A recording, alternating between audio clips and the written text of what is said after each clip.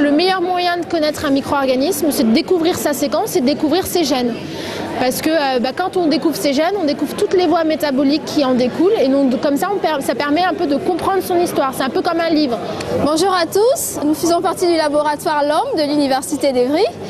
Et nous allons vous parler du traitement des eaux. Alors, vous savez qu'avant que l'eau n'arrive jusqu'à notre robinet à la maison, elle est traitée. Donc, d'après vous, pourquoi elle est traitée ?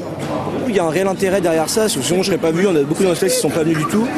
Et c'est un réel intérêt de venir en fait, parce que c'est toujours bon de savoir ces choses-là. On découvre des nouvelles choses. On découvre des nouvelles choses, voilà. Donc. On va commencer, on va ajouter la soute, c'est NaOH.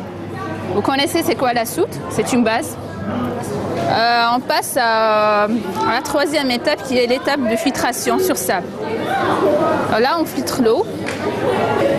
Nous fêtons la science pour encourager, avec plusieurs objectifs, encourager les jeunes, des lycées en particulier, mais des collèges, mais aussi des tout petits, des écoles maternelles, à comprendre la science, à l'aimer aussi la science pour y embrasser à un moment donné une carrière scientifique, parce que notre pays, la France, mais pas que notre pays, l'Europe souffre beaucoup de l'envie que peuvent avoir précisément les jeunes de poursuivre des carrières scientifiques. C'est une préoccupation et on y veille. Avec leur poids, en fait, les phoques vont pouvoir aller au fond du bassin. C'est ce qu'on appelle la décantation, d'accord ? J'aime bien les sciences, le côté un peu recherche, dans les maths, les animaux, tout ça. D'accord. Mais après, tu voudrais faire quoi alors ? Tu te vois faire une carrière dans un labo avec un bec benzène, une paillasse, je me vois bien faire des expériences, identifier, des trucs comme ça. Donc moi j'ai fait un bac S, ensuite j'ai fait une première année de DUG de bio ici.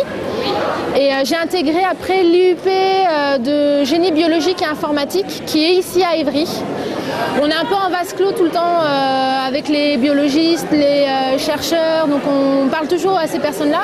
Et le grand public, la plupart du temps, il ne sait pas ce qu'on fait. Donc l'avantage de leur expliquer ce qu'on fait, c'est que déjà ça permet à des enfants de voir que l'école, c'est pas juste faire des dictées, des devoirs et tout ça, mais ça leur permet aussi de se dire si je travaille bien, peut-être que je pourrais faire ça un jour. De vulgariser un peu ce qu'on fait, mais de façon... parce que parfois, quand on voit certaines vulgarisations à la télé, c'est pas forcément toujours juste. Donc là, au moins, ça permet de mettre les choses bien au clair. Et puis, ça permet aussi pour nous d'expliquer un peu ce qu'on fait et de montrer aux gens que même si on est dans des labos, il y a des applications à tout ce qui nous entoure tout le temps.